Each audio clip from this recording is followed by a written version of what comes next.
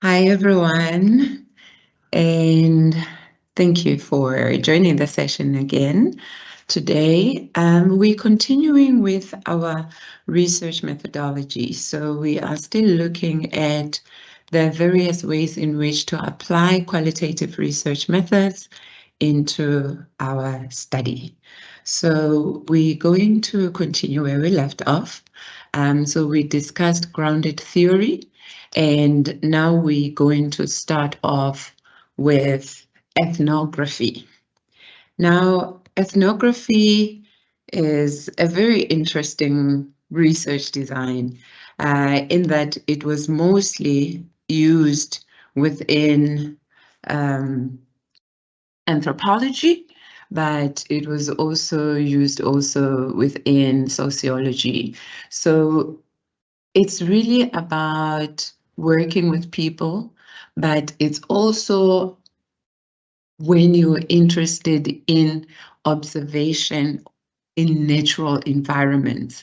And for a very long time, it was mostly linked to anthropology because of the history of anthropology.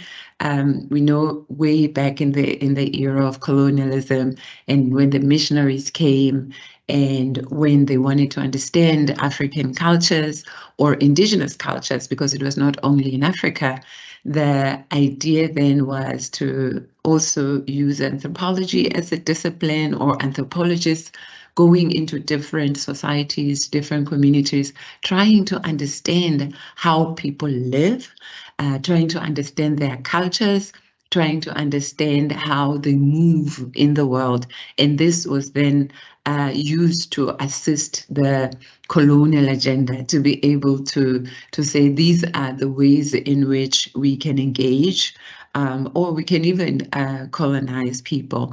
But it's also a very useful research design if you're interested in people in their natural environment. As you can see there, ethno meaning people and graphy meaning writing. So you're interested in people so that you can write about people, understand people, observe people, and it's interested in people who share a particular culture. So a group of people who share a particular culture, who have lived together or who exist in the same space over a particular period of time. So culture not in a sense that we often understand it as a way in which people live, people organize themselves. But we know we often sometimes speak about the work culture, culture in the workplace, right? So it's culture in its broad sense, trying to understand people who coexist in a particular environment over an extended period of time. And often you would use ethnography if you are interested in a single site. All right, so as an ethnographer, you would engage in field work. So it means you spend a considerable amount of time in the field. Depending again on funds, if you've got funding and where you would like to do your work, within the discipline of anthropology, and when we look back at the history of ethnography, it's really spending an extended period of time in a particular environment in the field, so to speak. And this was so that you get an in-depth understanding of the group of people that you are interested in. So now, if you're interested in ethnography, you would often just go and spend the day or spend the week. But often ethnographers would spend as long as a year or 2 years to really immerse themselves in the culture and understand people's way of living. But now, obviously, as a student, I don't imagine that you would go and spend 2 years in a particular field or in a particular environment.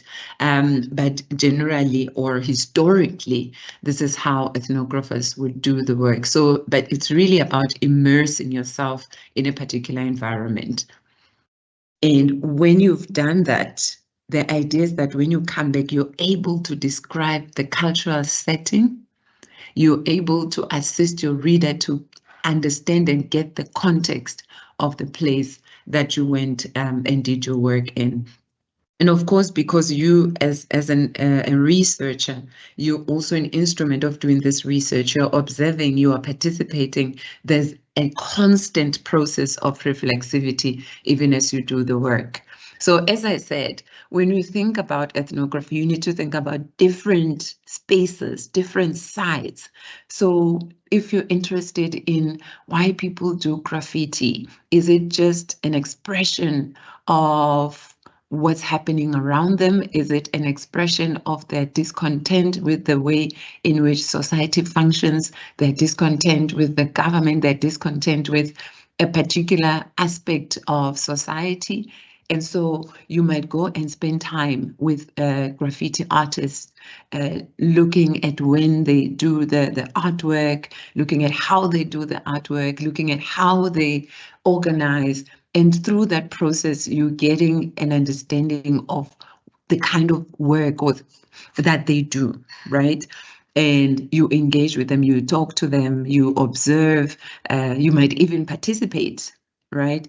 And so that's just one example. All these different images here just give you an idea of the different contexts, the different environments of where you might want to conduct your ethnographic study. You might be interested in the club culture, you might be interested in markets, the different markets around the world in different places which show themselves in different ways. Many markets in West Africa, for example, markets in Asia, markets in different parts of the world. What kind of engagements, what kind of culture, what kind of a community develops around people in the markets, but also people using the markets as well. And what would be your role as an ethnographer in these particular spaces? There are different ways in which you can do ethnographic work. And this, again, is going to be dependent on your focus. What is your research question? What is it that you're interested in? So based on your interest, you might choose to be a complete participant where you immerse yourself in that community and you become a fully functioning member of that social setting, and your true identity in this case is not known to members.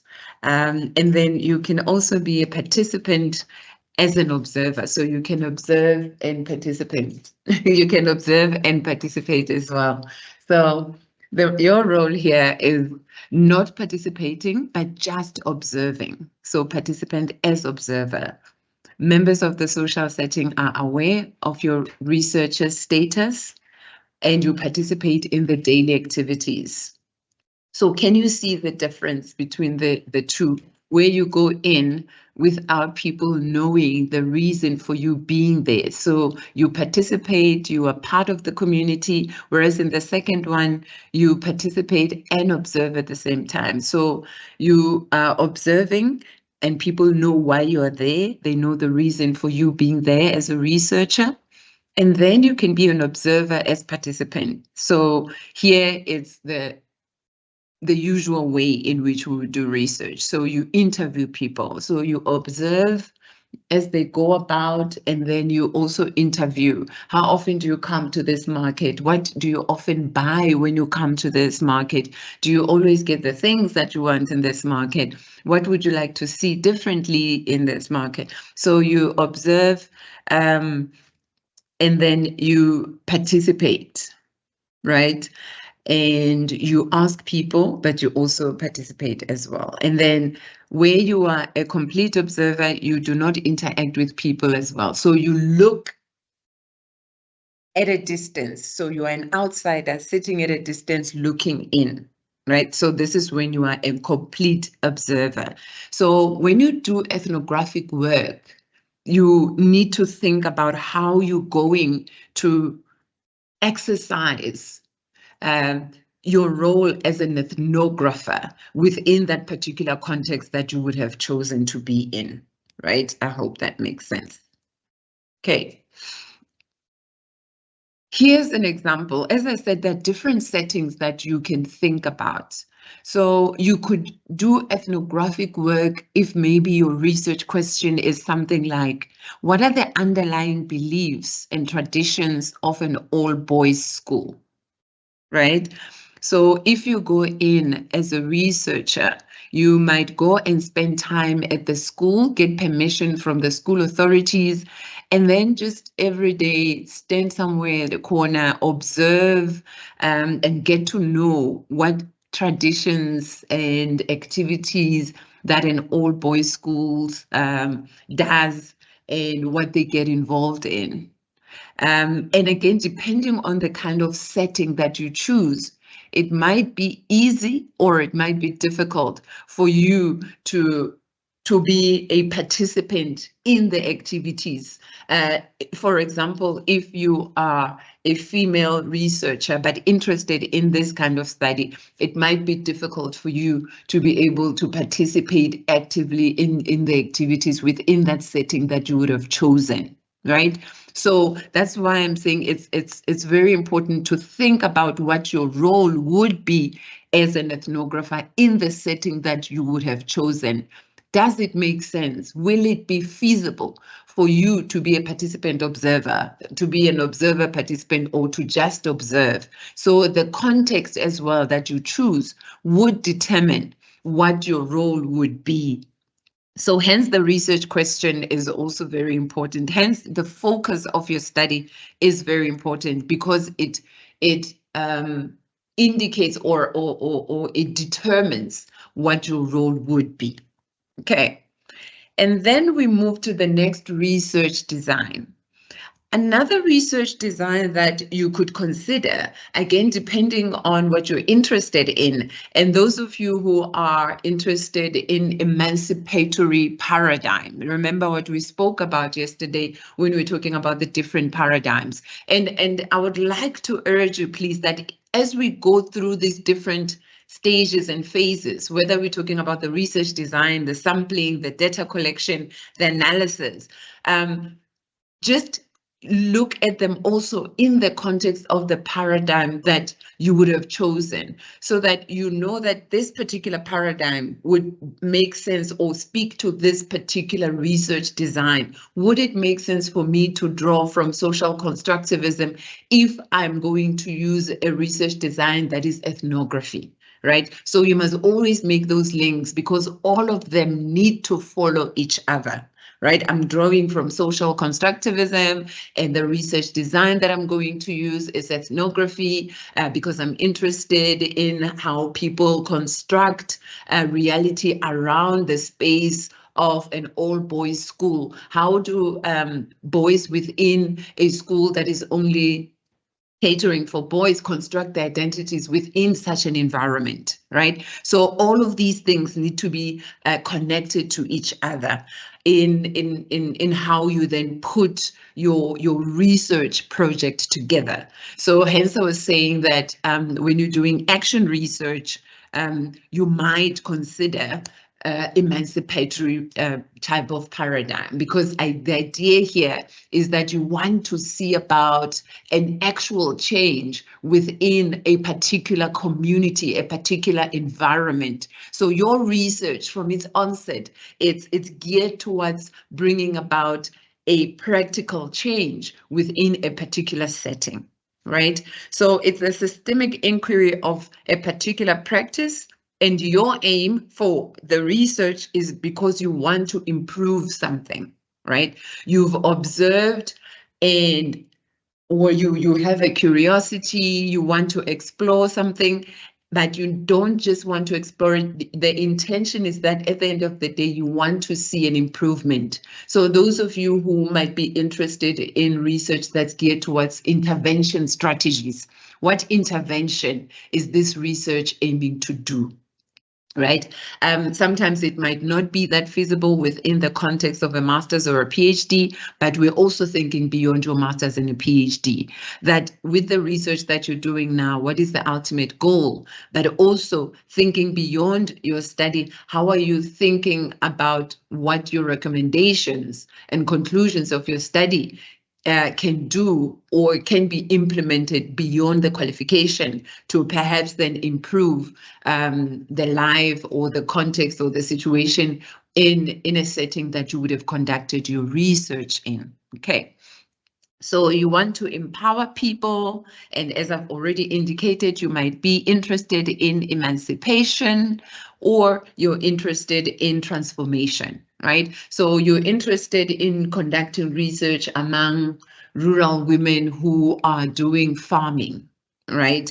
And as you do this research and you're looking at their experiences, you're interested in the challenges that they encounter as they conduct their work every day. And then you realize that, okay, there are certain resources that they do not have. They might not have an understanding of how to adapt and engage with climate change structures. They might be having access, challenges with access with water. So those could be some of the challenges that are coming up. And so your idea is to say, how do I empower these community women so that they can thrive and actually yield results in the farming that they're doing beyond what they're getting right now? What processes could be put in place to enable that? Right? So your study could have maybe highlighted the challenges, the shortcomings, the issues that are there. It would show us as your readers the experiences that they are having as women farmers. But then you're saying, okay, my research is not going to stop there. My research is aiming at doing some action, bringing about change, empowering, transforming, emancipating, right? So hence we're saying it would be practical or participatory. So you would be working alongside the community members for your research.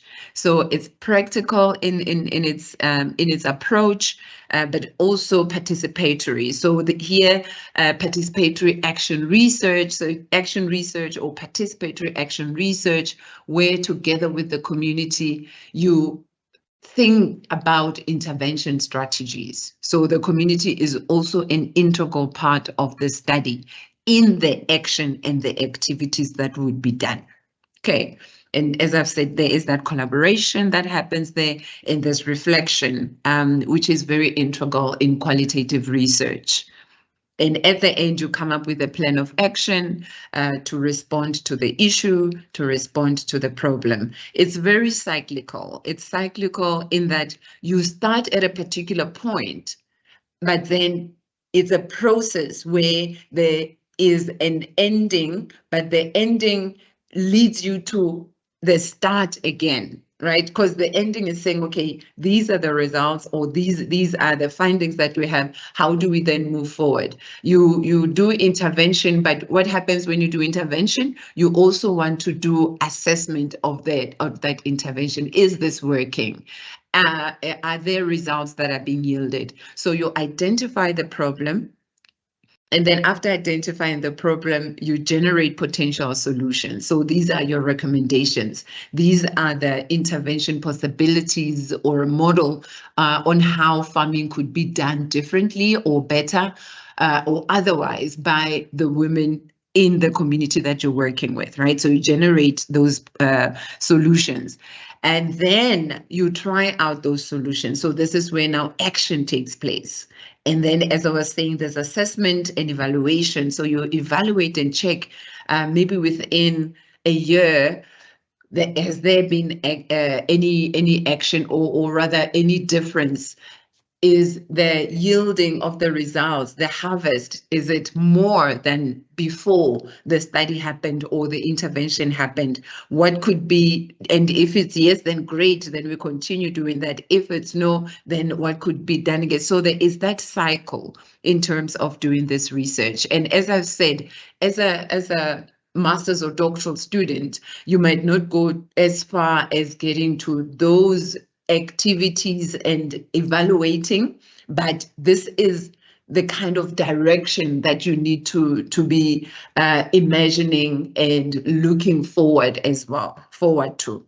I, as an example, continue to work with some of the communities that were part of my study many years ago. So you build relationships, and if you're interested in participatory action research, then it means you then keep contact, you continue working with the community even beyond your study. So again, what is the purpose of your study? What are the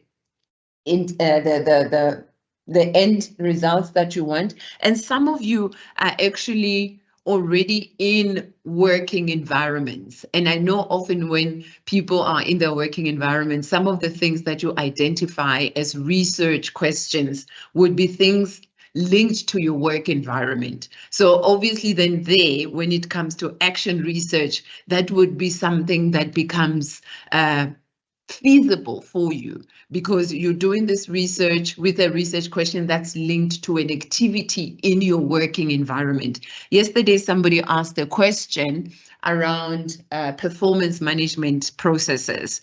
And, I could ask a question, where does that research question come from? And perhaps this person decided, let me do this research because I'm realizing that in my working environment, or just hearing other people in their working environment, there seems to be issues and challenges with the performance management systems. So let me get an understanding of what the challenges are, what the issues are around how people perceive and engage and interact with performance management systems.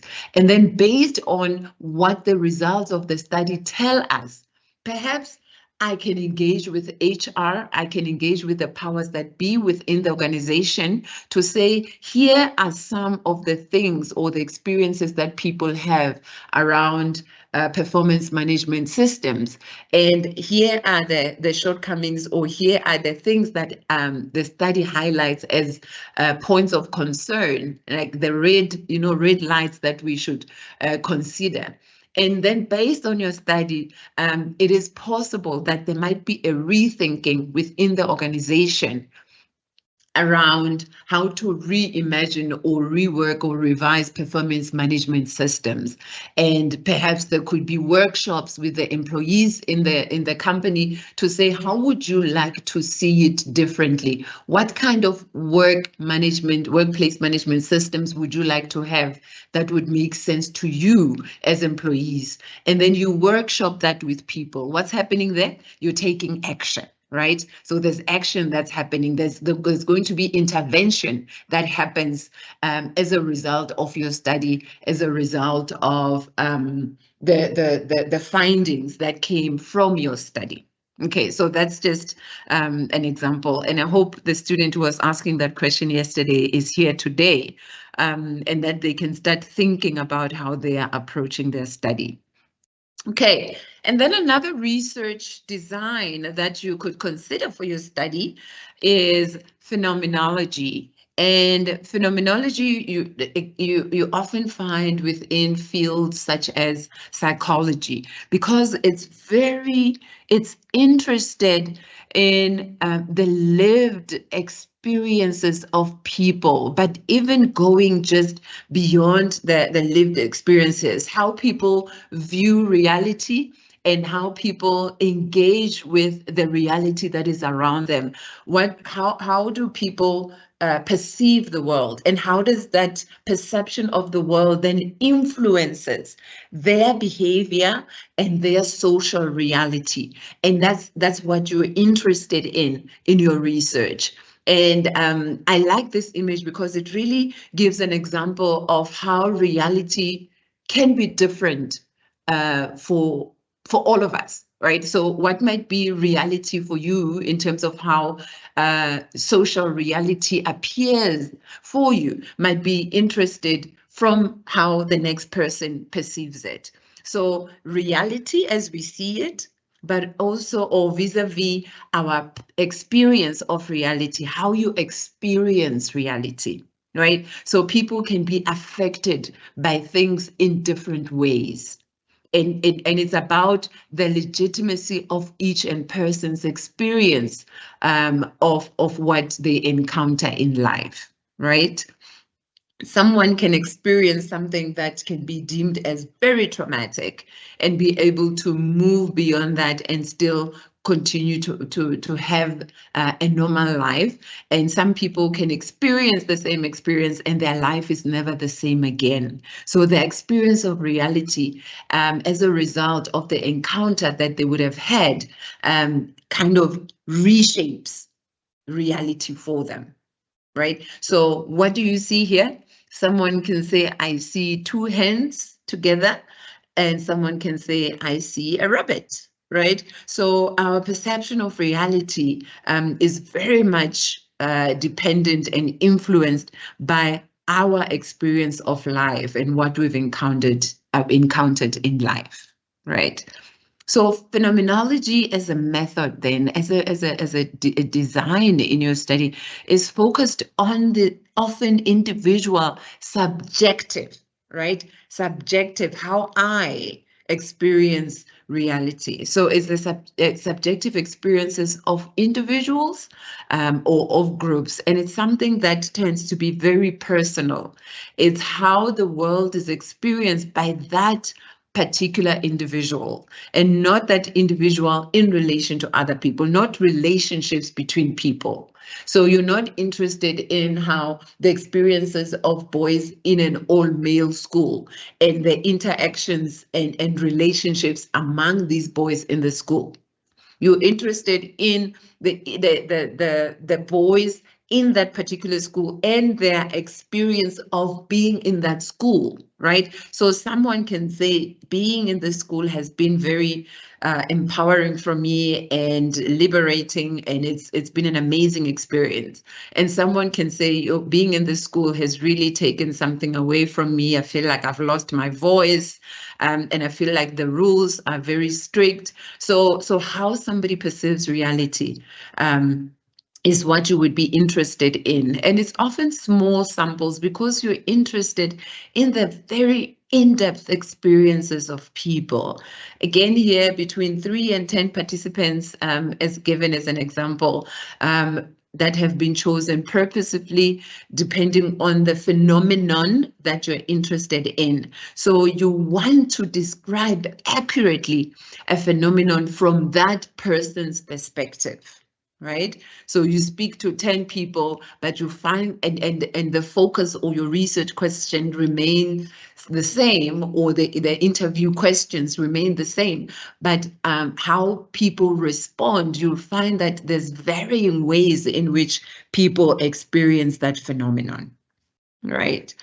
And like I said, it's very much at the psychological level in how people experience reality. So it's how we structure our consciousness as experience from the person who has had that experience, right? Their point of view. So how they think about something, what they remember, their imagination, and how their imagination informs and influences their experience.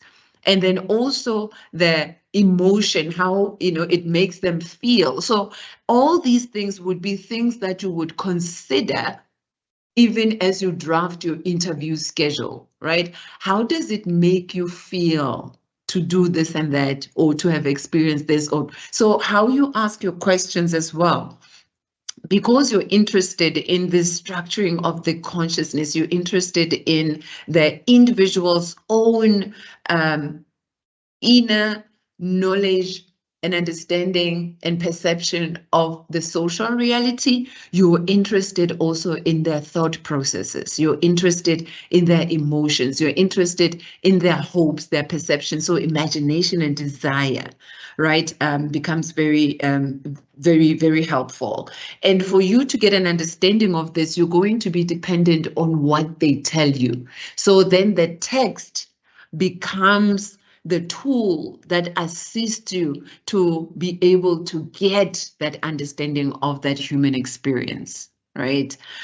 So there is intentionality in experience. So you, as the researcher, you try as much as possible to separate yourself from the text. Now, when you sit with the text, And we call this process the process of bracketing. So here is the text or the phenomenon or the issue that you're interested in, but you want to make meaning of it without imposing your own understanding, your own thought processes, and your own emotions in it, right? You might choose to do a study on an issue or on a phenomenon that actually maybe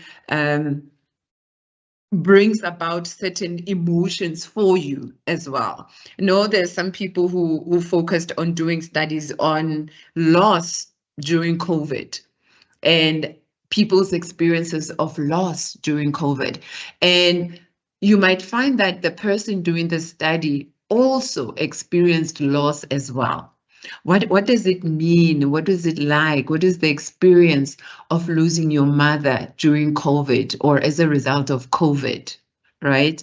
So you're asking your participants this question, but at the same time, it's also something that you've experienced yourself. So even as you sit with the text, you do not now bring your own emotions and thoughts into how you make meaning of what people are saying their experience was of having experienced loss during COVID. Okay, I hope that makes sense. So that's then the process of bracketing. And here's an example again of a research question. That what would a research question look like in the context of phenomenological studies? So you might say, what are the experiences of Black teachers working in former white schools, right?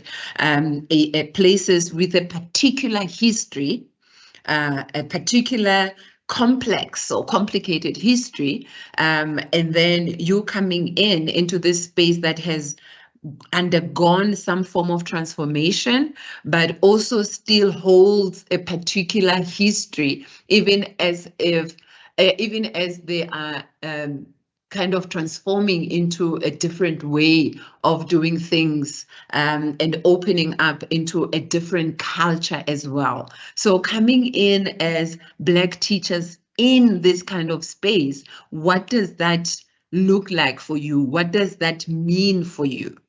Right? Maybe this is a Black teacher who was denied access to a white-only school in the past. Maybe this is a Black teacher that's got a child, maybe going to one of these schools or was denied attending one of these schools. So as the person experiences the space might be holding some level of history.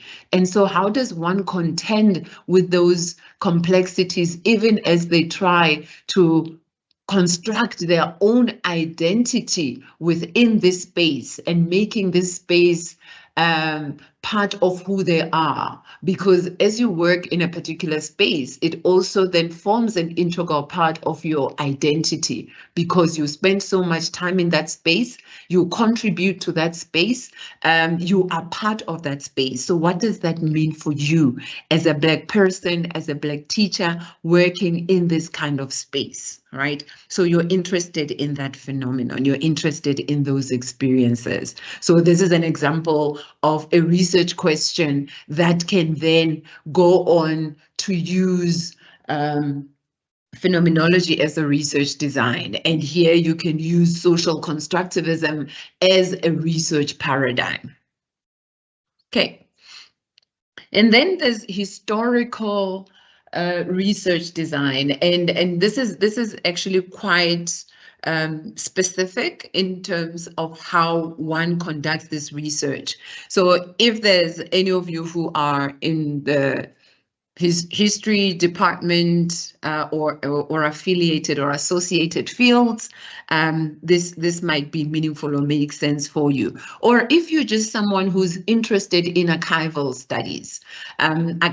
studies, which might look different from how maybe information scientists might think of archives, but also information scientists can also do historical studies as well. Now that we're moving into the digital space and we are digitizing a lot of the texts, a lot of content based on texts, material, but also just based on engagements with people that might be elderly or people who've contributed in meaningful ways in society, and you want to draw from their knowledge and so that you can archive that information for future generations, for students to be able to learn from. This is the kind of research approach that you might want to maybe draw from. So you're interested in describing and examining events of the past. So you're doing this because you want to understand the present, where we are right now, and also then anticipate potential future effects. So again, given the example of COVID, how many of us knew about the Spanish flu before 2019 or before 2020? So the Spanish flu is part of our history. It's part of the global history. And there was almost an excavation of this history when COVID-19 happens, because the idea is to say, how do we learn from the past? Has there been something like this in the past? And how was it dealt with? How did they respond to it? But obviously, again, the kinds of resources and knowledge that we would have in 2020 would be different than what we had in 1918 when we had the Spanish flu. So, but there are some lessons that could be learned from the Spanish flu, because there were similarities in how it presented itself as compared to also how COVID-19 presented itself as well. So we understand that history so that we can be able to approach the present, but also anticipate the potential future.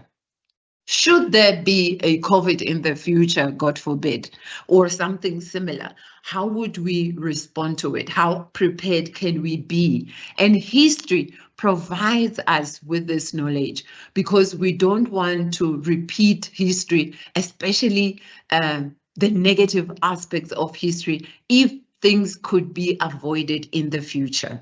So you develop an inventory of sources. It could be archives, as I've said, private libraries, you go to papers. So there are different sources that you then go and engage with. If there are still living people who are still present, linked or connected to your research, of course you can do interviews as well, but often historical research, because it tends to delve deep into the historical archive going back, you would rely on archives and libraries. And one of the reasons now we are really encouraging archiving, it's because of the threat of potential loss of some of the knowledges that we have. There has been challenges with fires, for example. Just a few years ago, we had that fire at UCT, and a lot of sources were lost there. And we want to say that we want to anticipate the unimaginable things that could happen that can be out of our control. So when we archive or when we anticipate the future, we are now thinking about the importance of digitalization. We're looking at the importance of digitizing, not only as creating access, as moving with the 4IR, but also as a way to say, how do we preserve the history of today for tomorrow? Because what we're doing today, what we're engaging with today, is going to be history tomorrow, right? So as you do this, obviously you want to make sure that the data that you're using is reliable, is valid, right? So you can use primary sources if they're available. You check the authenticity, the biases, and so that's why you need to cross-check. You need to look at various sources.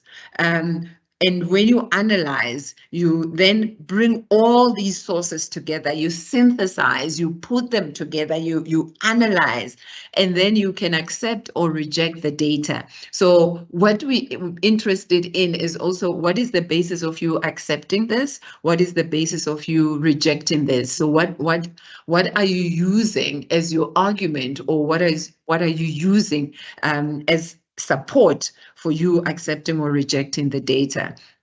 And you might look at the different archives and in different places, and you might find conflicting evidence. How do you deal with that? How do you reconcile that? Perhaps that even becomes part of what you discuss, that there has been conflicting evidence. History shows this. When you look at this particular source, it says this. When you look at this particular source, it says this. So, it shows that there are some disagreements around how we understand this phenomena or around how this issue happened. And remember also, even as we're looking at history, who wrote that history based on what? And we know about some of the distorted histories of many of the indigenous people. So when indigenous people now write up their history, there might be conflicting evidence. Right, and this could be based on who is writing, who is telling the story. So your role as a historian is to say, how do we deal with all of this in a way that is meaningful for our students, but in a way that allows us to still learn from the data and the sources that and the archives that we've got access to. Okay, and then another approach is case studies. And case studies, what is a case study, right? Often a case study focuses on one phenomenon and you want to understand this phenomenon in depth, right? And what you want to do is that it can be a specific instance, a specific instance or experience within a particular case. So you want to illustrate a more general principle, but focusing on a specific instance, right? You're interested in the uniqueness of something, or you're interested in the commonalities with other cases. Can we compare the cases? There's been a case of something in South Africa. If we look in the context of New Zealand, are there commonalities in terms of what we found? So when we run trials or when we do experiments or when we speak to people who have experienced a particular phenomenon, what their experience is, would it be the same or is it the same to a case study that might have happened or has happened in another country? And that is why, and this is where again where collaborative research which might not be relevant for you at this stage of your research journey, collaborative research then becomes very useful, right? Particularly if you're interested in commonalities. So you could still be doing the research on your own where you look at different contexts yourself, or you collaborate with another researcher in a different context where you do the work here, your collaborator does the work somewhere else, and then you compare the cases, right?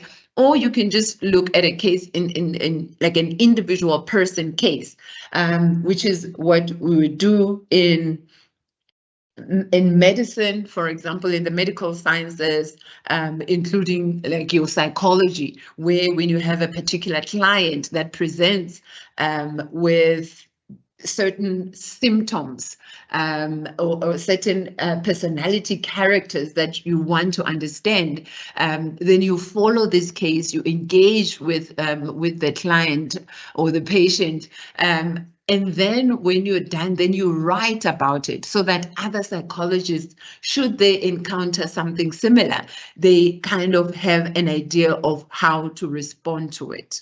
Okay, so again, depending on your discipline, depending on your focus, you can choose to use a case study. For those of you who are in law, this also becomes very practical, very relevant. There are many cases where one particular case and the findings or the verdict of that case has been a determinant for future cases as well, right? So a case happens, a particular issue happens, and then the verdict happens, and then that verdict could be something maybe that is not, that's what do you call this now, in your jargon, your language? I know one student yesterday said we should not use too much jargon, so I'll try. But the case and the verdict, the ruling of the case, then leads to other future cases to also, or it now functions as reference, right? As reference to other cases in the future, where they can say, this one, the case of so and so, this one versus that one in 1994 case where a similar thing had happened. A verdict was then, or a ruling was then put up, and that set precedent for other cases that are similar in the future. So as a lawyer, it's something that you can use, right? So if you're interested in a particular phenomenon, and you look at the case studies within law, and there's quite, you guys have to learn so many of these to be able to understand, so that tomorrow also when you're a practicing lawyer, you have knowledge of all of these. So if you then continue to do your LLM, your LLD, then you can draw from that as and think about a research question that's going to even broaden our understanding in how some of these case laws are done and understood. Okay. So again, depending on your field, depending on your focus, you might start thinking about the approach that might be meaningful or relevant for you.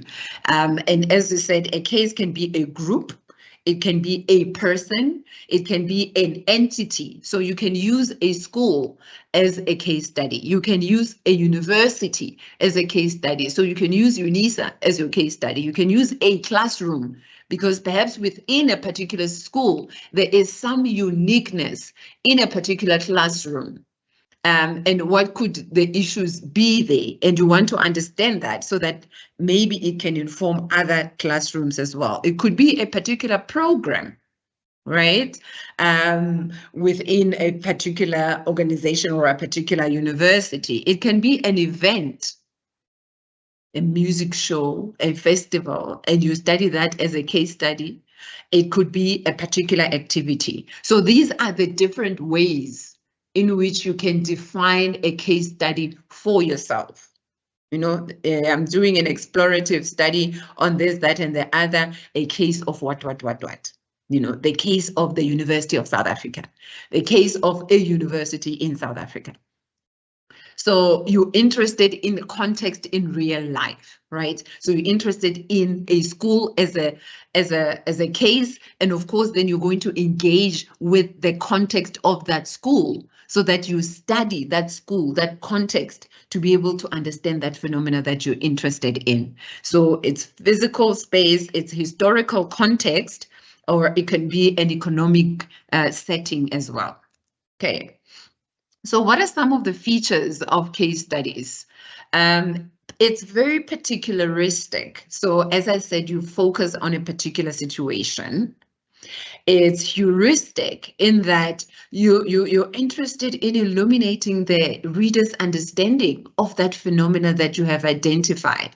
You want to delve into the meaning and extend our experience of that phenomenon. It's very descriptive as well. So you're going to describe in a very rich, thick description, where you illustrate the complexities of that particular situation that you're interested in.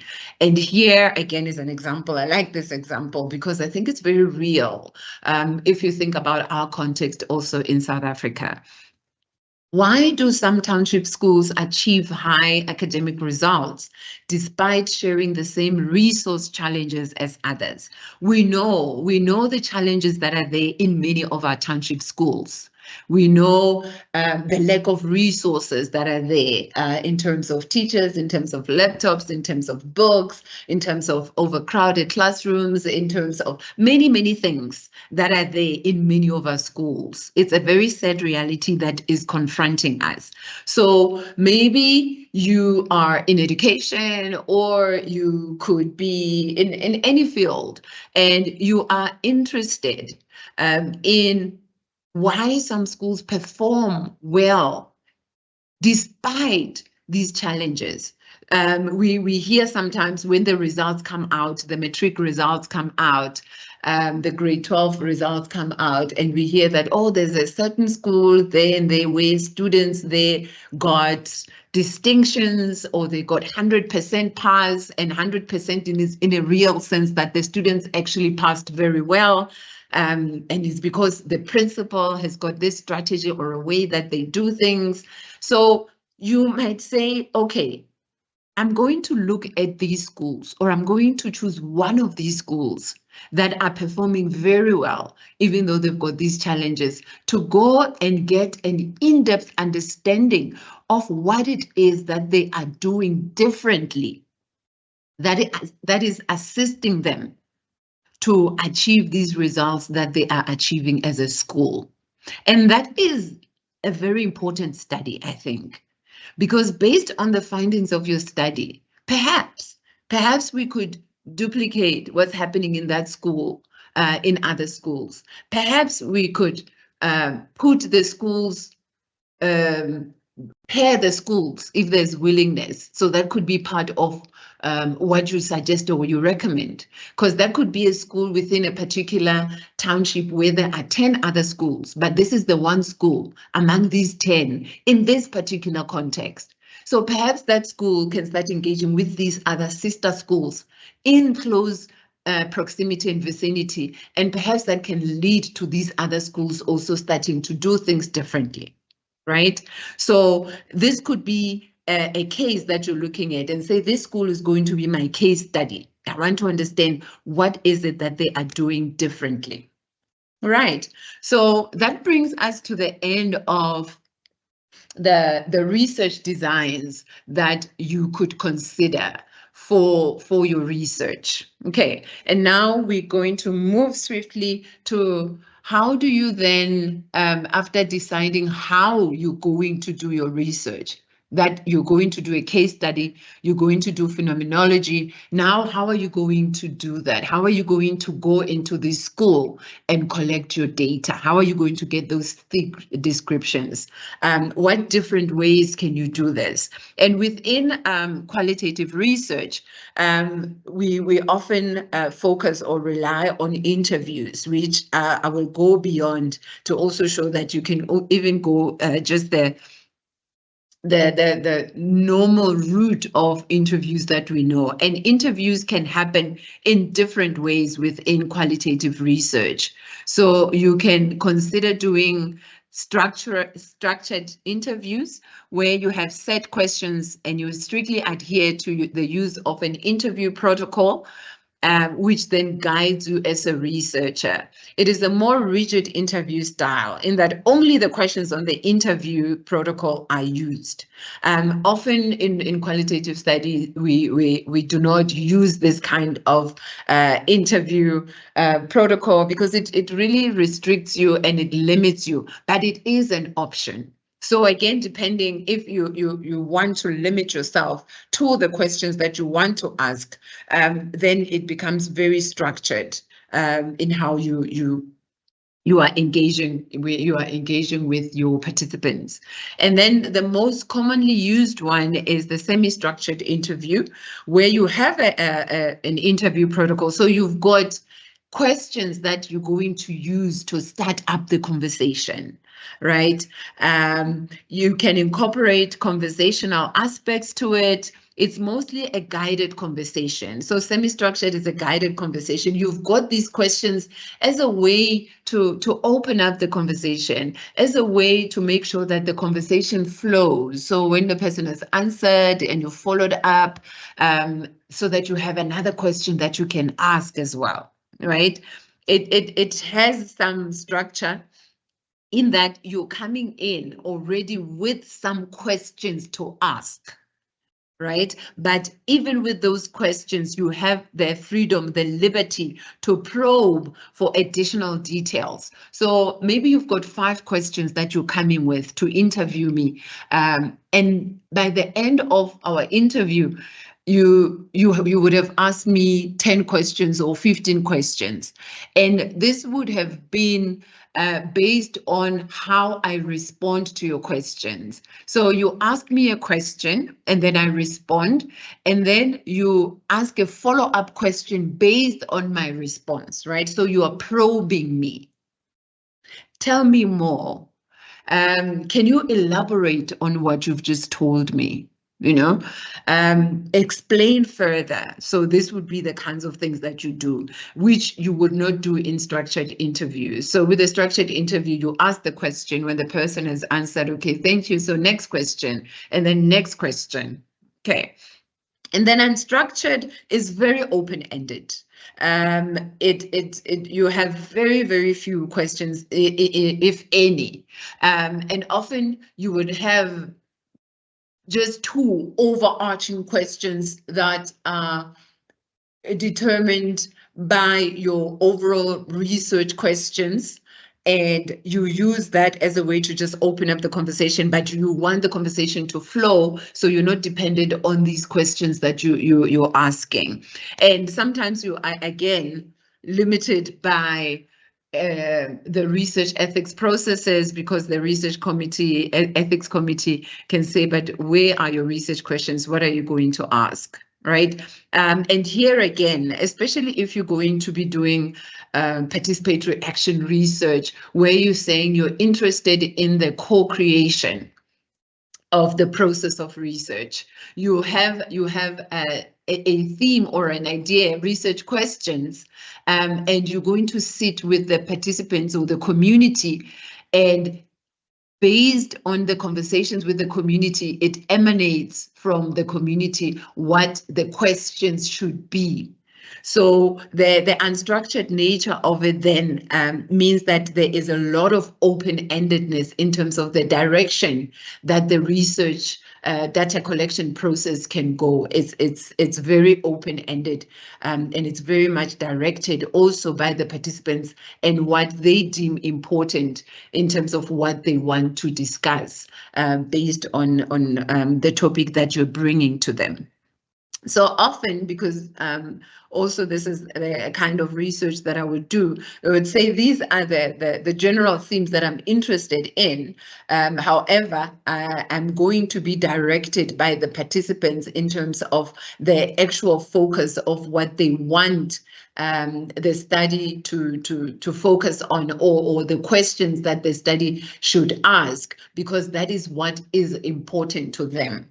Again, one of the things that we often get accused of as academics, as researchers, is that we go into communities with predetermined notions of what the challenges of the communities are. And sometimes when we get to the communities, yes, maybe what you've identified is an issue, but perhaps that is not the utmost issue for the people at that time and in that moment. And the research, because it's not focusing on what is important to people, might not yield the kind of results that you want it to. And this is what often happens with the development programs that are put in place, the aid that is put in place, where people are given solutions for problems that they did not identify themselves. Okay. All right. Okay, so how do you then, in terms of the data collection, structure your interview guide? And really, this is just a guide. You need to, again, have a conversation with your supervisor, think about the research questions that you have, and then based on that, develop the research questions that you want to ask. But it's important that you do not just thumbsuck your research questions, or rather your interview questions. And that is why it's important to do a thorough literature review. Read the literature before developing your guide. What specific information do you want to get from this interview? Can you answer that question for yourself? It's very important, because if you do not ask the right questions, you are not going to get the right answers, right? And for you to get an idea of what questions you need to ask, you need to have engaged with literature. What questions have been asked? What gaps are there? What can I then ask in my study for me to contribute towards already existing body of knowledge? And this is why you need to do your literature review first. This is why you need to do a critical literature engagement, be in conversation with other scholars, other sources. Because based on that, you are then able to really critically think about what questions should be asked. What should I ask when I go to the community? It's very important. Okay. I'm really struggling to move to the next slide. Okay. And make sure that when you're doing your interview guide, this is qualitative research. Use open questions because your analysis is going to be determined by the thoroughness of the responses that you get. If you're going to ask questions that are going to lead to people just saying to you, yes, and then the next question, no, and then the next question, yes, do you think you're going to get any rich data? Of course not. So how you carve or structure your research questions has to allow for people to respond in a way that automatically leads them to elaborating, you know. So what is your experience of being a Black teacher in a historically white school? What has that been like for you? Right? So when you ask that, a person can then start explaining and sharing with you their experience in that regard. And never use leading questions, right? So as you think about your questions, do not lead the participants in how you ask your question, right? So you would not ask a question and say, I'm sure it must be difficult to be one of the first Black teachers in such a school. That is leading. You're already assuming that it's difficult. I have not told you that it's difficult. So if I say what has your experience been, then I give you the opportunity to then tell me that it has actually been quite difficult to adapt. It has been quite difficult to adjust, or I have found the space very welcoming, right? So you allow the participant to be able to tell you what the experience is. You don't assume that it has been challenging. How challenging has it been? Yeah. Who said it's challenging? I didn't experience any challenges, so it's very important. And the first set of questions must be broad questions. So you do not automatically or immediately ask questions that already can make people uncomfortable, or start asking questions. Ask easy questions. So when did you start working at this school? How long have you been working at this school? So it's kind of easier questions before you're saying, okay, so what has it been like to, because that then requires people to really dig deep. It requires people to now go and visit their thought processes, but it also requires people to also dig into their emotions. So let's say, for example, this person, either way, actually, whether it's been challenging or whether it's been a good experience, that elicits certain level of emotions, whether good or bad. So you don't want to immediately start jumping into those kinds of questions, right? And then in the middle is where you then pursue ideas in more in-depth. This is where then you dig deep. So when you say it's been challenging, so what has experience been like? Then it's really been a challenging experience being here. It has not been easy.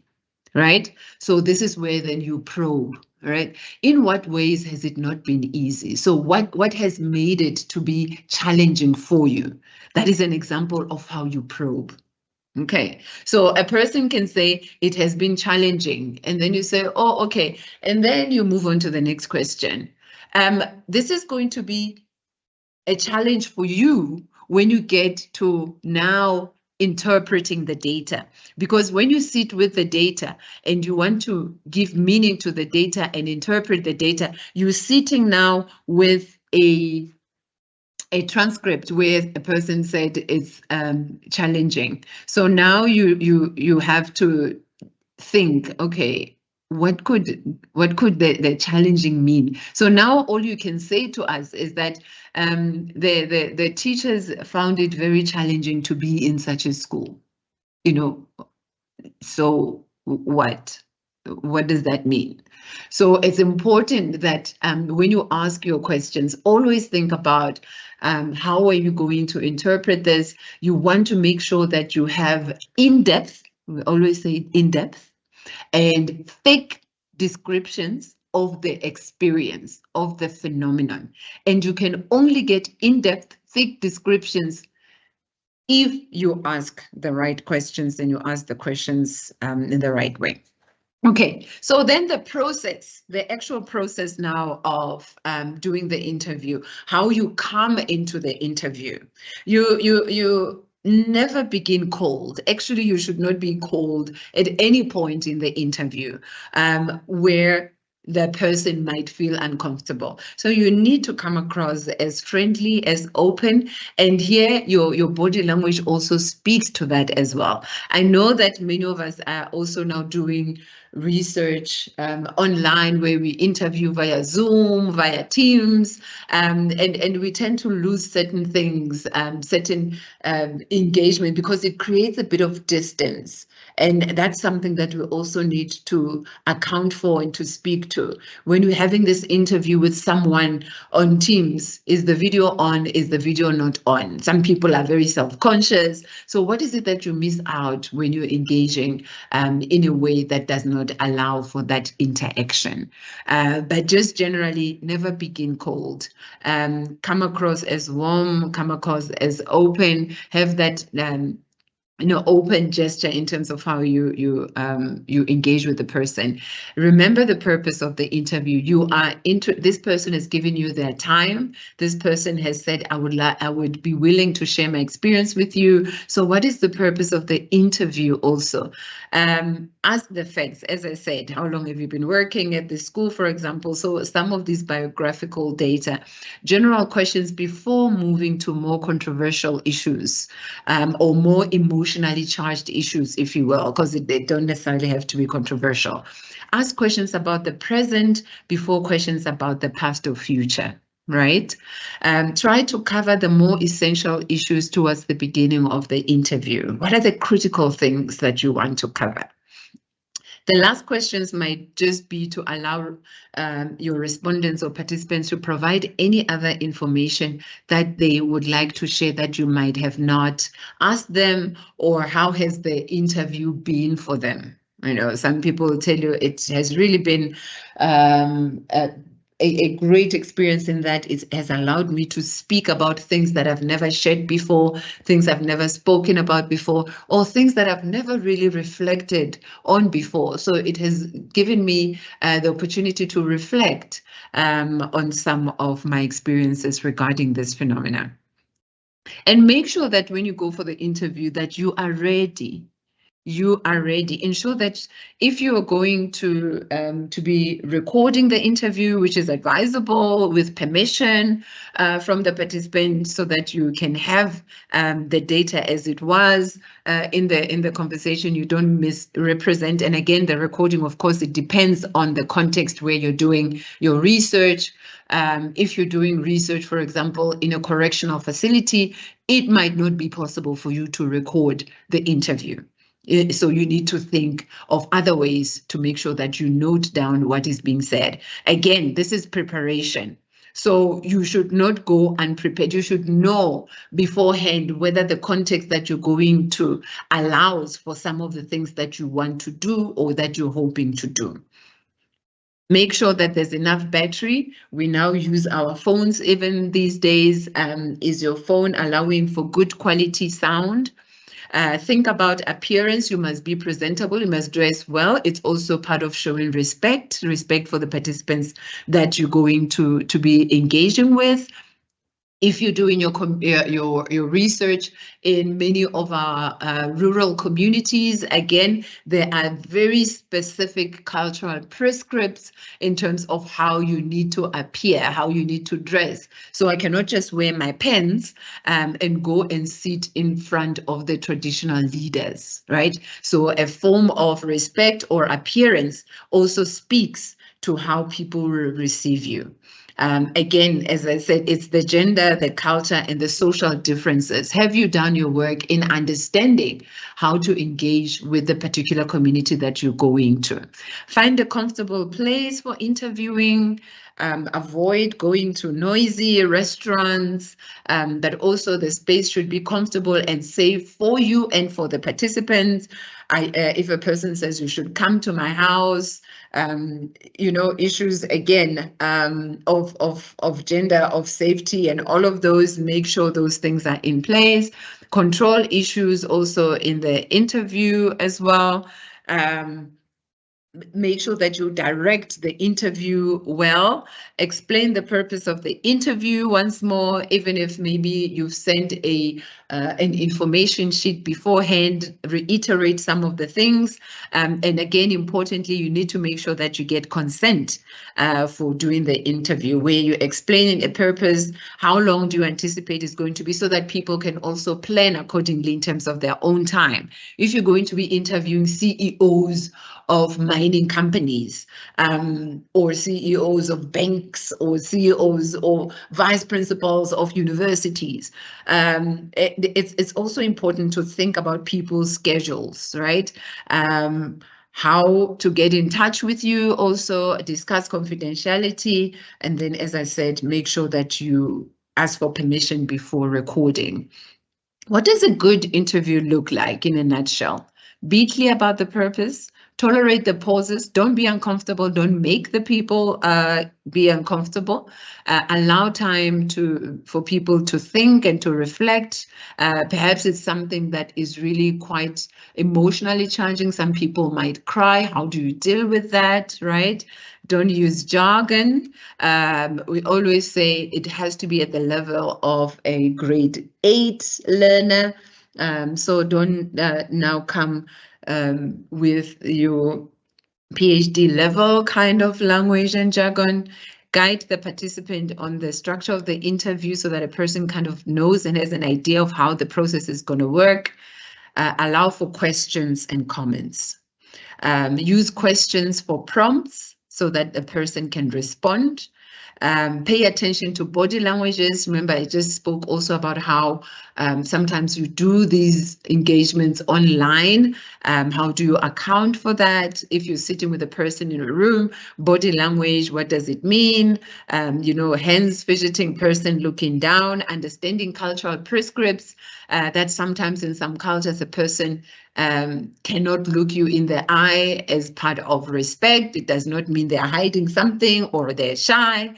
So also understanding those so that you can correctly read the body language as well. So doing your homework is very important. You are the person who's coming in. You are the interviewer. As much as this is a conversation, you need to steer that conversation, because if you do not steer it, it might go into the direction that veers you away from the focus of your research. And at the end, you might end up with data that might not be meaningful for your research. Okay.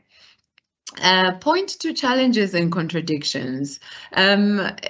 Earlier when I asked you, you said this, and now you're saying this, and I'm wondering whether maybe there's been shifts over time, or earlier when you said this, maybe you meant something different, because I'm hearing you now saying something else. So don't challenge a person in a way that now is going to make them think, oh, are you saying I'm a liar? or make them feel uncomfortable. So how you ask as well is also very important. Okay. Be able to summarize and interpret. So if I'm hearing you correctly, you're saying that since you've been here, it has not been easy for you to get along or to adapt to the culture here.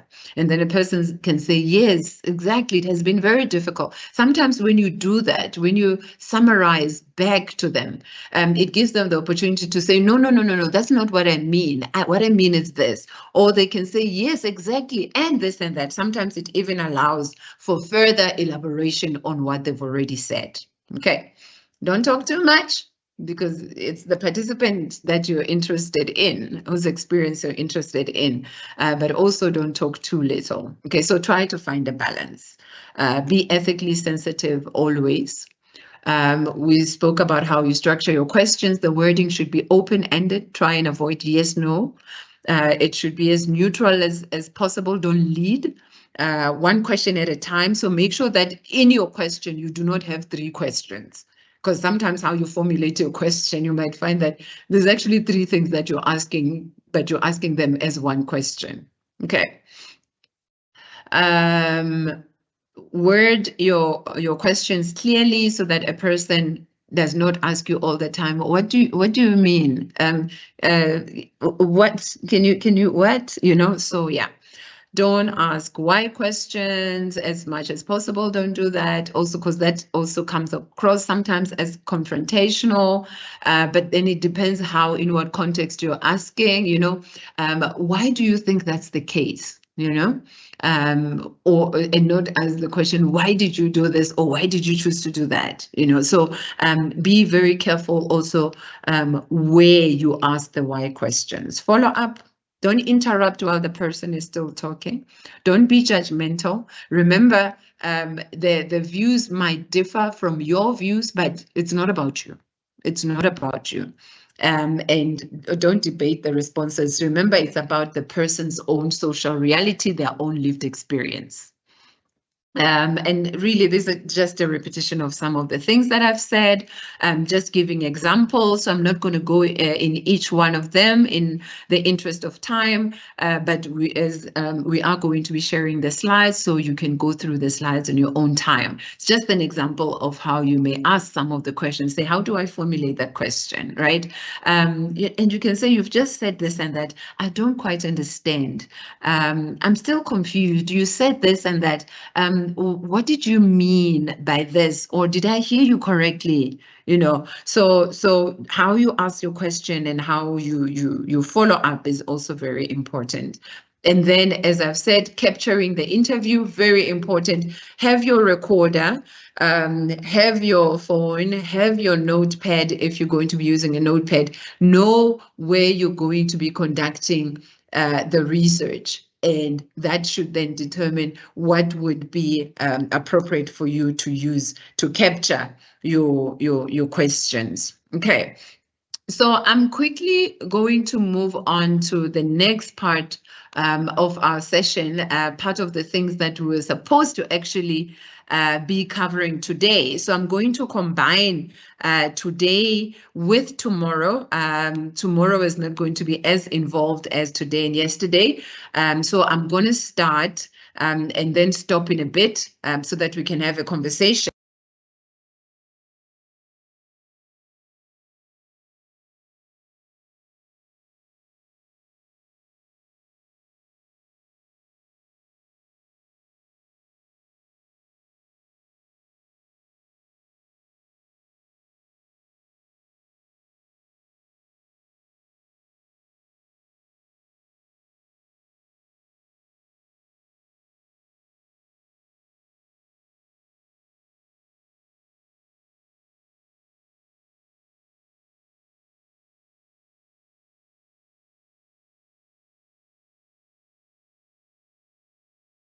Okay, apologies. I see I was muted.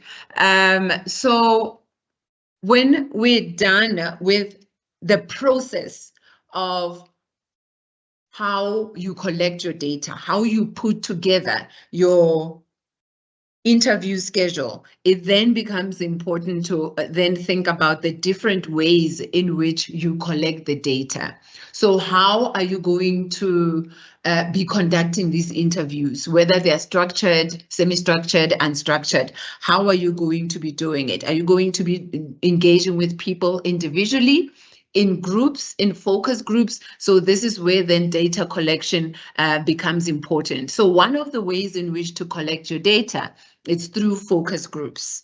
And a focus group is a form of group interview in which there are several participants that you are engaging with at the same time. And what this allows you to do, what you hope to often get from the group, is that you are interested in a variety of opinions. So you're not just interested in individual lived experiences, but you're interested in a variety of opinions. So you're interested in people's perceptions on a particular issue, right?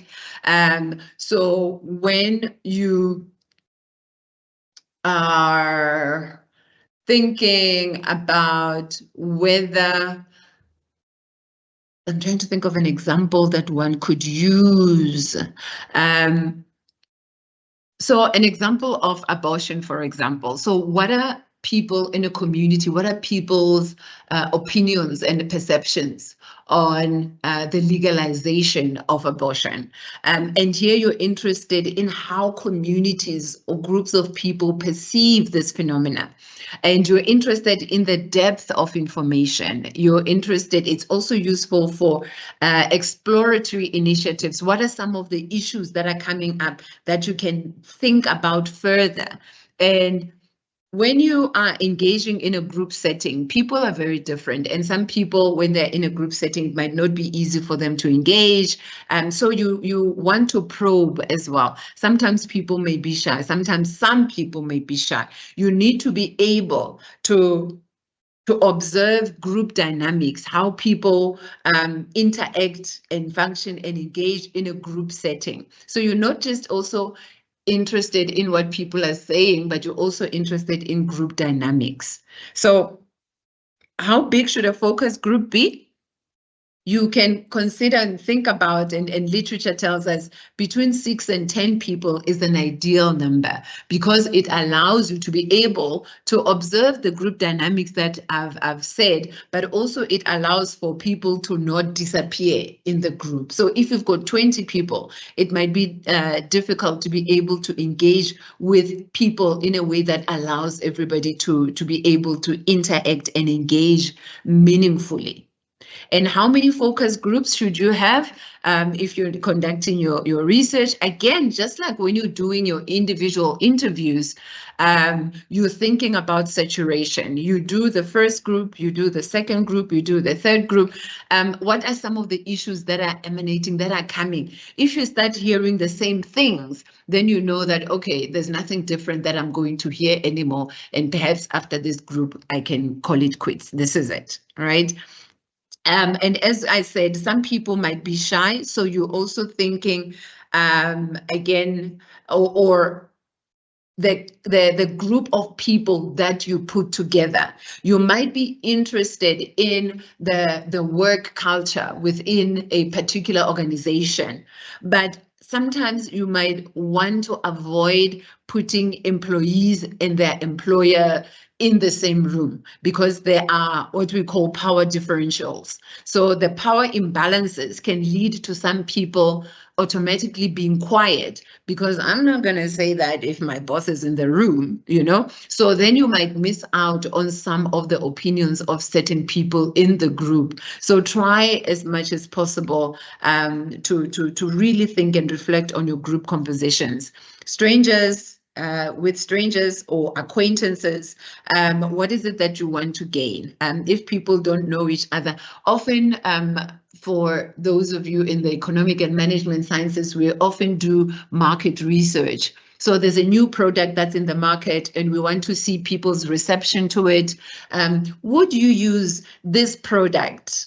And why would you use this product? And then they can say, okay, if I walk into a shop and I look at the label and it's blue already, I'm not gonna buy it because I don't like the color blue, or the way that the wording is the font, it doesn't appeal to me. So people who are in these kinds of businesses need to then think about what is it that's going to be appealing to the market, to the people that we want to buy our products. So there, often when we do market research, then you would have strangers, right? You would just invite people to come and be part of the focus group where you're doing market research, and you want to weigh whether people would buy this album or not.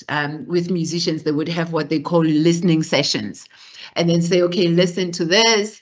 Does the beat make sense? Would you buy this? Now, of course, we've gone to online, there's Spotify and all of that. So things, again, continue to be different. So even as you conduct your research, you also need to say, how do I do this research in a way that aligns to how people do things in this current moment? And if maybe you're interested in workplace experience and the perception of a new rule that has been brought, or something new in the company, or the earlier example around performance management, you can put people, acquaintances together in a room. So as employees, now the company has got this performance management program or process that is put in place.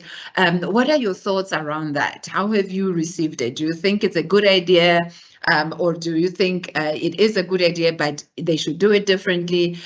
So you do a focus group wanting to understand people's experiences or thoughts around what it means to have performance management in an organization. So there, of course, then you'll have acquaintances. These are people who would have opinions on that particular issue that you're asking about. Are you asking experts? Are you asking novices?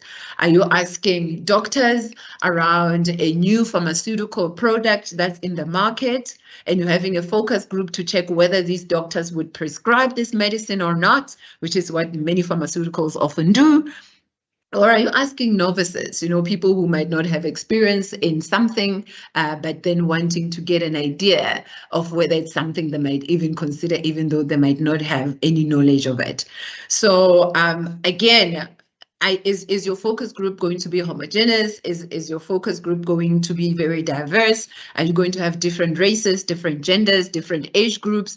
And again, here, this is going to be determined by the focus of your research, right? And as people engage, there has to be interaction, right? You as the researcher function as a moderator in that process. Okay, and you're looking at groups, you're not looking at individuals. So you're not going to say, that person or that person. So you're interested in the group as your unit of analysis. So this means when it comes to your data analysis stage, you're not analyzing the individuals in the group. One person said this, one person said that. What are the things, what are the salient opinions that came up from the focus group? Because when you now start looking at what the individuals in the group said, then it moves away from it being a focus group. You need to remember that the group is your unit of analysis, not individuals in the group.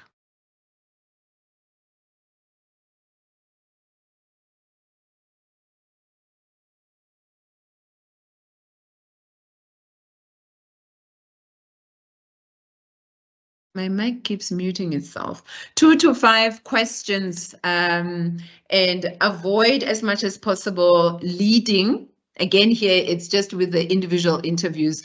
Try and avoid as much as possible to give examples, because then you are leading. Avoid asking why, again, because it might lead to people becoming defensive. Right?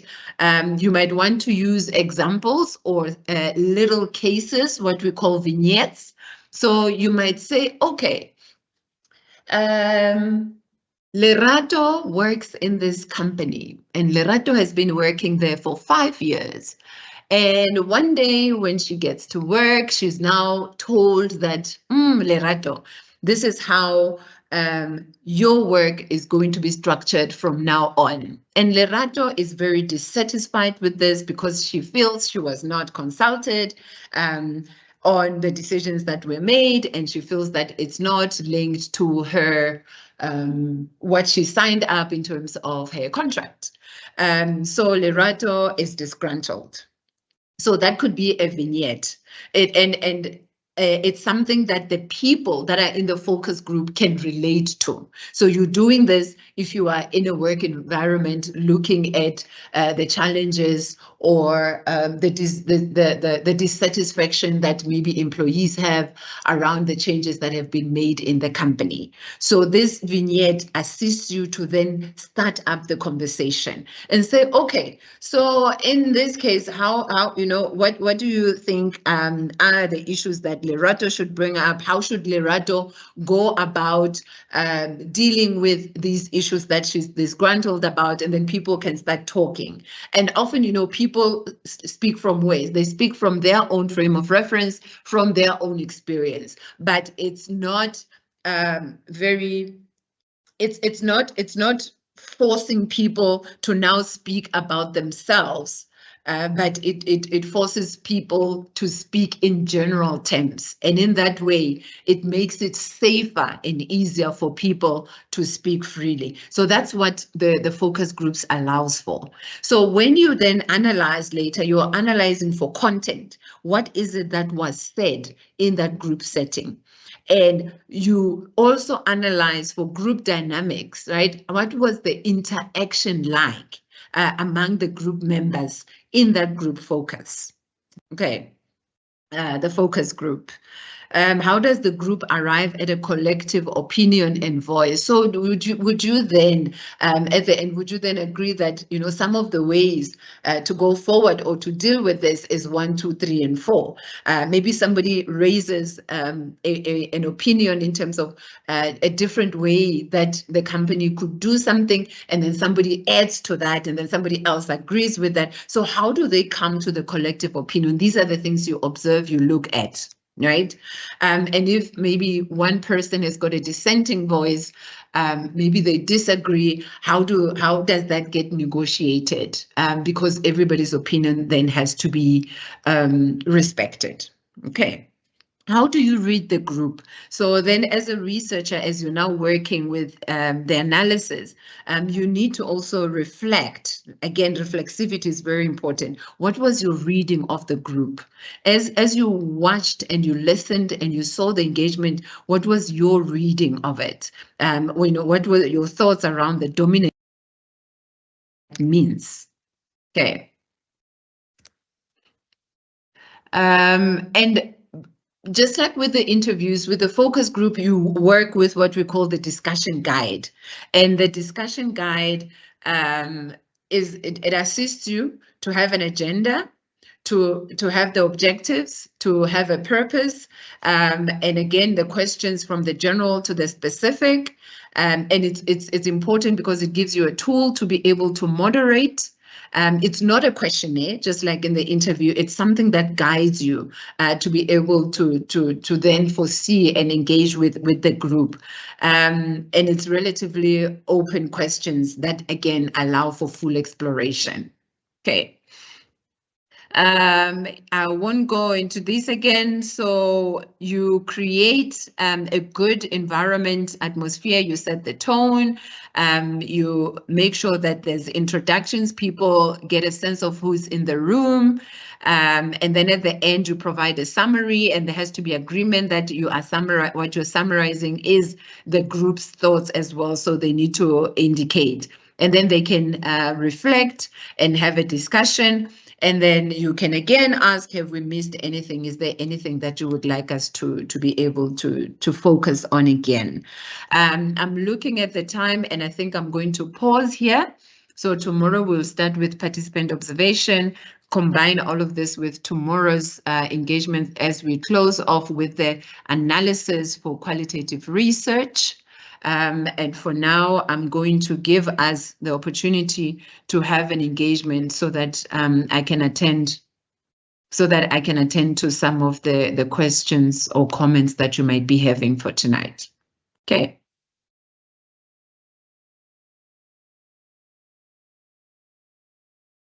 All right. Okay, so let's start and see what questions we have for tonight. How do you express African comments on the data analysis, like yo or batum or sho? You indicate that there were exclamations, right? So it's going to depend in what context did the person use that, that the person experienced the sense of shock as they were talking or speaking about a particular issue, because the exclamation is going to be in the context of a response that they're giving. So a person will be like, when I started working there, I didn't really know what to expect. But as time goes on, I saw that it was not easy, right? So the exclamation is always linked to a particular experience. So then you are able to interpret that exclamation based on what the person is saying. So there was a level of shock or there was a level of disbelief.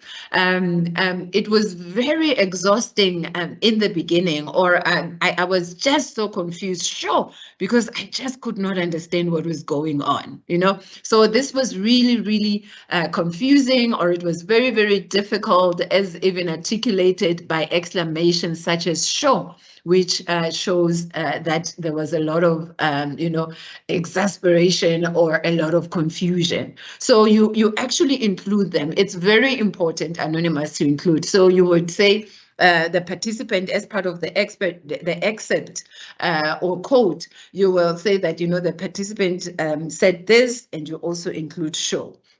Or when a person says batum, again, what does batum mean in that context? So these are very powerful, very important exclamations that have got a lot of meaning in themselves. So you cannot disregard them in the context of the interviews that you are using. So they need to form part of your interpretation. I always use them because they're very powerful. There is so much depth and meaning in them and in how people use them, in how they express themselves. I will be observing graphic designers. Okay, while designing advertisement using AI tools. I'll be investigating the prompts used and documenting the process of creating effective advertisements. I will be documenting best practices. Okay, would this qualify as action research? No, but it sounds to me like you're going to be observing. You're going to be observing them. So you're going to be observing designers while they design advertisements. So here, there's already a predetermined action that is taking place, right? So there are graphic designers who are designing advertisements, and they're doing this using AI tools.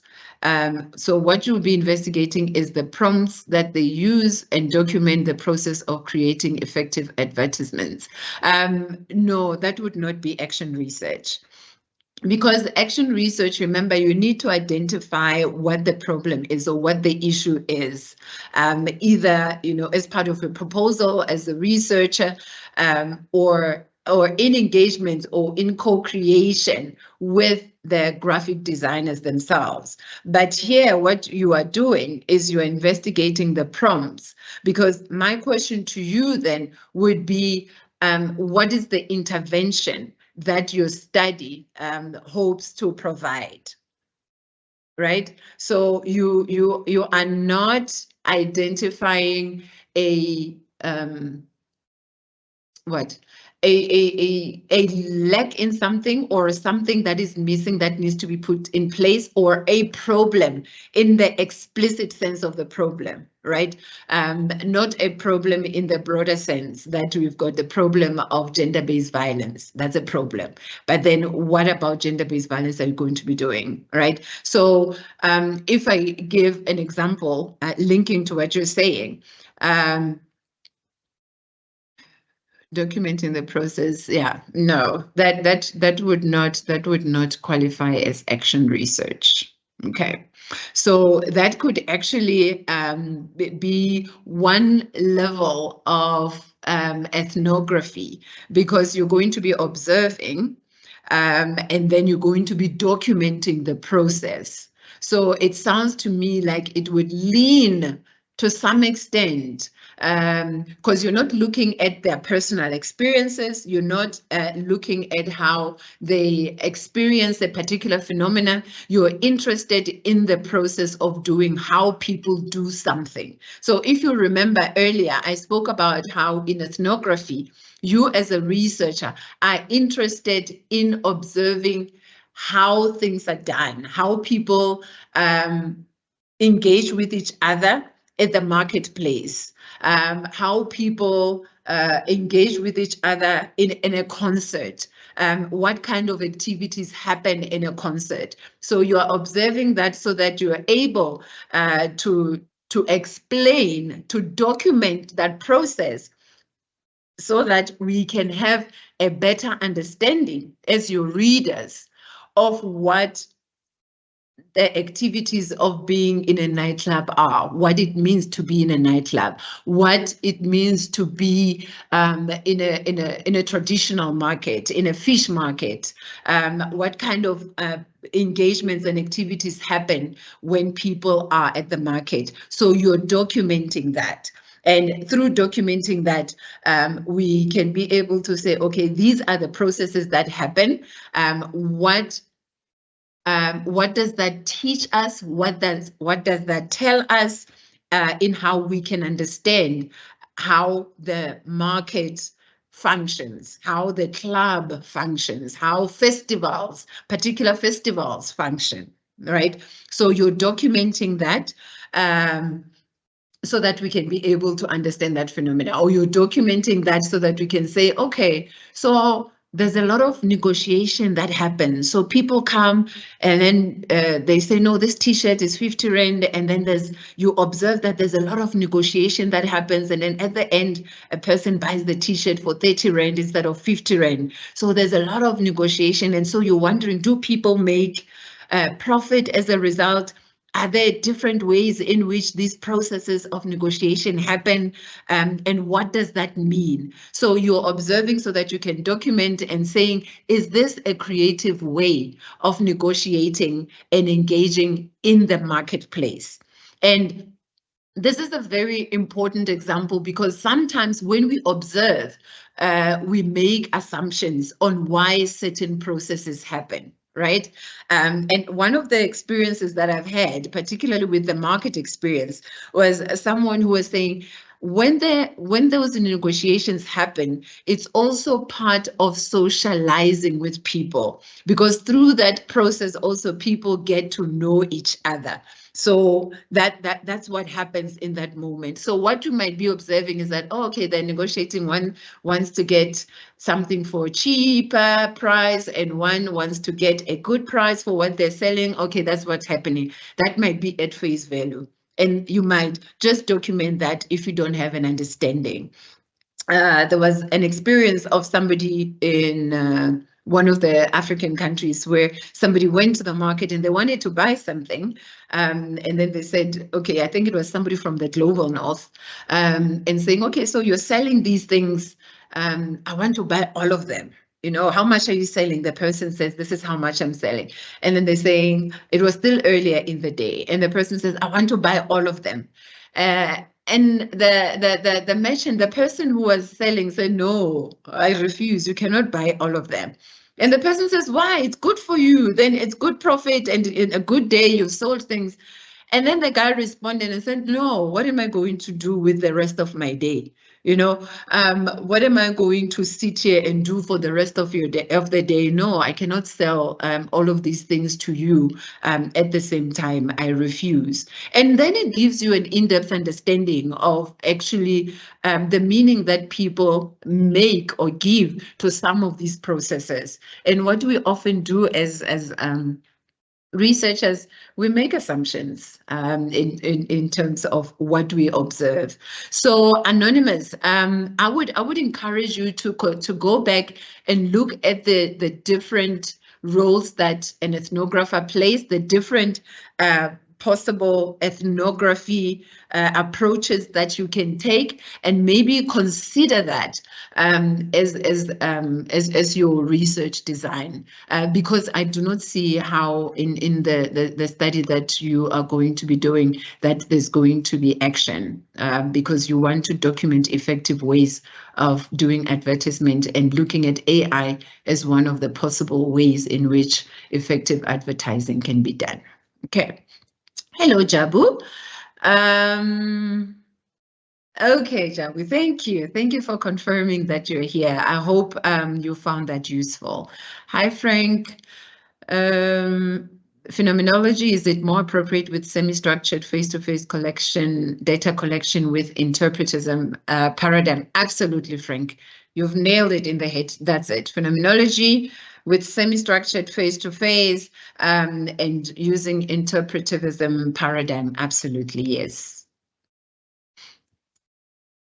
Hi, Dailene. As I said, again, it depends. If you're using, I'm not sure whether this question came before I discussed the interviews, the type of interviews or not. But as I've indicated, it depends on the type of interviews that you want to have. If you're going to have unstructured, just open-ended, about 3 questions are good. Because what you want to do, you want something that's going to start up the conversation. Let's say, for example, you're interested in life history or life story. So you're interested in someone's narratives, right? So you're interested in the narrative of someone's life. You're interested in psychobiography. So you can basically just say, tell me where it all began for you. Right? And then a person can speak for the next 20 minutes. And so it depends again on that focus. So if it's going to be unstructured, that you're just interested in the psychobiography of somebody, you're interested in life history narratives, then you have very few questions. And if you're interested in semi-structured interviews, then you can have about 6 to 10 questions, right? And these can exclude the biographical data, you know, how old are you, how many years, your education and all of that, if you're going to be asking those questions and they're useful for your study. To say this is who my participants are. You know, it was women in their 40s who are this and that and that. So that biography part is not included. So you can think between 6 to 10 questions. You can go as many as 15 questions. But remember then that also kind of forces you to want to ask questions. And sometimes when you have too many questions, it becomes difficult for you to probe, because now you want to, you know, to push and get to as many questions as possible. And that might mean that you might end up with very shallow answers because you will not get the chance to probe. So the fewer questions, you know, 6 to 10 with interviews, you're going to be interviewing for how long? For an hour? For 2 hours? How long is the person going to give you? So if it's going to be an hour, you cannot go beyond 10 questions, because with each question, chances are there might be 2 other follow-up questions that are also part of that question. Okay, so I think you can plan for about 6 to 10 questions, Dailene. And hi, Frito. I did not mean to scare you. My apologies. You are scaring me with the interviews. You know what I'm thinking? How about doing a test run and then review the process and develop from there? Absolutely. I think sometimes we think that you cannot do a pilot within a qualitative study. You can absolutely do that. And you can even reflect and speak about that as you do your analysis. So yes, you are allowed to, you can do a test run. So you can have your interview schedule and then go and sit and have the interview. And then based on how that goes, what happens, you can then come back, sit with your supervisor and say, here's my first transcript, or here's the first interview that I did. And this is what came out. This is what happened. And then based on this, perhaps we could do things differently, right? Remember, your interview schedule, the questions are not set in stone. What is kind of set in stone is your research questions, right? But as long as your interview questions are still aligned to and speak to your research questions, you are good to go. So you are most definitely allowed to do a test run. Okay. And then based on that, then go back to the drawing board and say, okay, that actually went better than anticipated. I'm continuing. Or saying, maybe I need to do things differently. I asked and people did not really understand my questions, so maybe I need to reframe my questions. I needed to explain, 5 out of 10 of the questions where I had to explain what I mean in the question. So you want to, again, frame the questions in a way that people don't ask you, what do you mean? The questions have to be structured in a very simple manner that just makes it easy for people to understand what you're asking and then start answering you. I prefer to interview in a public place where there are people around, but it's still quiet. I don't feel comfortable to be alone with the participants. Even if they are participants, I still don't want to put myself in an unsafe position. Okay, Anonymous. I think this one is going to have to be negotiated with your participants as well. But I agree with you. You've already put forward your discomfort, which is very important because an interview space has to be comfortable, not only for the participant, but also for you as well. You don't want to be sitting in a place where you are very uncomfortable in how you're engaging. So you can most definitely find a public space, but that still allows for quiet, a public space where there's not going to be disturbances in terms of the noise, but also distractions in terms of other people around you, because you can still be in a noisy place, and with the gadgets that we use these days, you can use an instrument that has the function for killing the noise, even if there was noise in a place where you were. But remember, again, it's not just about the place being quiet, but being public, but it's also about the place being private enough also for the participant to feel comfortable to speak about certain things. So what is your research about? What is it that you are wanting the person to speak about? And is it the kind of thing that they can speak about in a place where there are people moving around? Will they feel comfortable or will they not feel comfortable? So these are some of the things that you need to think about that sometimes we don't think about and only realize late when we now go and do the interview, because that might lead to a person not being able to respond in a way that they might have if maybe the interview place where you're doing the interview was a different space. So this is, again, something that needs to be negotiated from the onset. You speak to the participant and then you agree on a place that is going to be convenient for the both of you. If a person agrees that, yeah, that place is okay, then it means they're going to be comfortable to speak about what it is that you would like them to speak about in that place. Okay. All right, thank you. Zwandile, how do I as a researcher translate or interpret the facial expression? Can that be taken as data collection? Yes, that is part of the data collection. Hence, we're saying some of the challenges with doing the interview on the phone or doing the interview online. So while you may be online, my video might be off. So when the video is on, you can see if I'm said, or if my facial expression is shifting based on the questions you're asking and the answers that I'm giving, or I seem I seem a bit sad perhaps, or I start crying. I might cry and still talk. You might not see that I'm crying. If you really have an ear, you might hear that I'm crying, even though I'm not making the sound of crying, sadness. So how you interpret and translate, again, certain expressions are also linked to where the person is responding, or what they're responding to, and you indicate that you know that the person started crying. Already we know when a person is crying, it means that very emotions were evoked, emotions of sadness.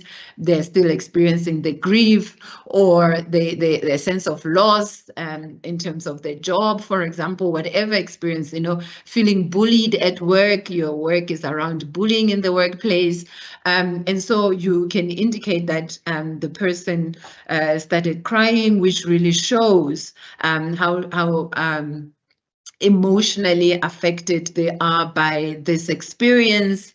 There was a moment of silence where a person felt that maybe they are, or there seemed to be a sense of discomfort as they started talking about this or started talking about that. So you read the different body language, and also link that to what the person is saying. So you actually mention that because it is part of data collection. You mention that, starts crying. So you'll see sometimes even when you use a transcriber, when a person is transcribing, those things would also be included there as well. But that's why when you're doing the interview, it has to be you doing the interview, because you're also taking notes. Sometimes when a person starts frowning, that's not going to appear in a recording, right? The frowning is not going to be there. But because as you're engaging with the person, you can see the frownings, there seem to be, So there seems to be a bit of confusion, or there seems to be a lack of some sense of discomfort in how this and that is done. At what point did I frown? Right? We were talking, and then you said something, or you asked me something, and then I frowned. So at what point did I frown? So how do you link that to the question that you asked? How do you link that to the answer that I'm giving? So yes, it is part of data collection. How do you put a focus group together? Well, you're not going to know group dynamics in advance, and that's why you also analyze or interpret group dynamics. So you put a group together based on the focus of your research. You put a group together, again, remember, focus group, part of qualitative research. So it's purposive, right? It's purposive sampling, or you can even snowball and get people. So people who've experienced something, or people who are in a particular community that you think might have some insights on a particular issue. You invite those people together, that I'm doing this study on this thing. Do you think there are people who might be willing or have some knowledge on talking about a particular issue? So when people come together, you cannot predetermine the group dynamics, and that's why you will also then interpret. You can never tell. Sometimes there'll be disagreements, and there might be challenges as the group functions. That's why you moderate the process. Of course, if it gets to a point where it gets out of hand, you will then have to stop the focus group, and then you will have to manage that situation. And it's something that you also reflect on in your research, that the group, the focus group, led to people disagreeing, and there was a lot of anger where I had to stop. You have a conversation with your supervisor, and I always say each and every process and moment that happens in the process of data collection is very important for you to reflect on, because what does that tell us? What does that mean in terms of perceptions or insights that people have about a particular phenomena? Right? So the groups got along very well. There were some people who were quiet. What does that mean? How did you deal with that? Some people at the beginning were quiet, but then I started asking questions in a way that allows for people to respond, or I started requesting people to also offer their insights, because I realized that only one person was speaking or only two people were speaking. So I started probing more. And in probing, you're like, so what are your thoughts? So you do it in a way that's not confrontational, but in a way that invites people into the conversation. And you speak to that, at the beginning, only two people were speaking. And then I started doing this and that and that. All of that is part of your data collection. Okay. Okay. I'm looking at the time. I see your question, Anonymous. I'm going to invite you to come to tomorrow's session. We are going to be talking about narrative inquiry. So it's part of tomorrow's session. Is it possible to generalize the findings of a single case study? For example, in institutional similar institutions. Remember that the idea here is not to generalize. You want to get an understanding, you want to explore, you want to provide us with some meaning that we can have based on a particular phenomena. So, for example, if you go to a school and you say, why is this school doing so well? It's a case study. You cannot then generalize that to another school that's performing well in Limpopo. You cannot do that. So if you're interested in saying, okay, I wonder whether in a different context, some of the reasons why such schools function well is also the same, then you would need to go and do that study in Limpopo as well. So you cannot generalize the findings because remember, it's specific experiences, specific area, and there could be things that maybe that school or the principal or the district put in place for the success of that school, which might not necessarily be the same in another school somewhere else. Maybe in another school, the parents are very involved and very interactive, and they contribute in ways that make the school to thrive. Which is not the case in another school. So it would be quite dangerous to generalize. No, we cannot do that. So what you can say is perhaps other institutions, that are similar. That is, other schools that also do not have the resources could consider looking into adopting some of these things that this other school is doing. That's what you can do. Okay. Okay. Email address. My email address is available online, but it's also the colleagues who are coordinating can also share that with you.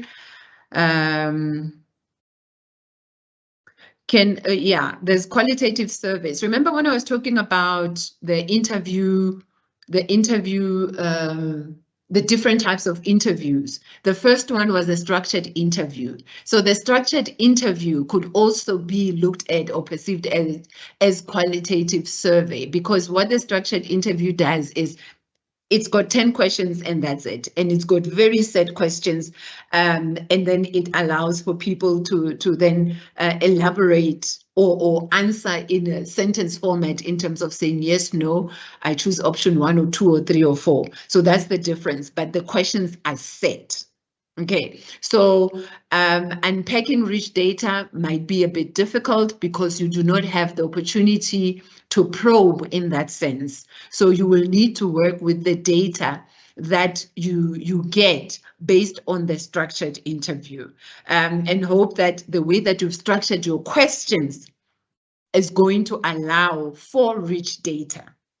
Right? So you can put the questions in such a way that one question leads to the next it leads to the next. So that way the unpacking happens in the questions that you are asking them in of themselves. Okay.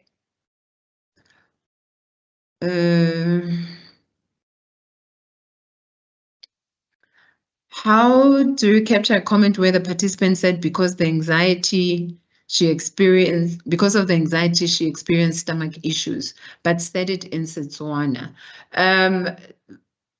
You can translate it. You can translate it literally, right? And just say what they said in Setswana and say it in English, or you can put it in Setswana and then explain what it is that they said, right? Or you can do both. You can translate, but then go on to further explain what they said. Okay, because I think the meaning then becomes deeper than just maybe having anxiety, but what that anxiety does to the body. Okay, so that will then be part of your interpretation as well. Okay. Okay, one last question for those who are still with us. I realize we're 5 minutes late. Okay, so I'm researching community experiences with MPOX, I don't know how to say that, and the locally tailored solutions residents propose to contain the, MPOX, and the locally tailored solutions resident propose to contain the outbreak. If I conduct a co-creation workshop and capture the insights, could those findings alone be considered a sufficient, robust set of study results? Or would you recommend supplementing them with additional data collection methods?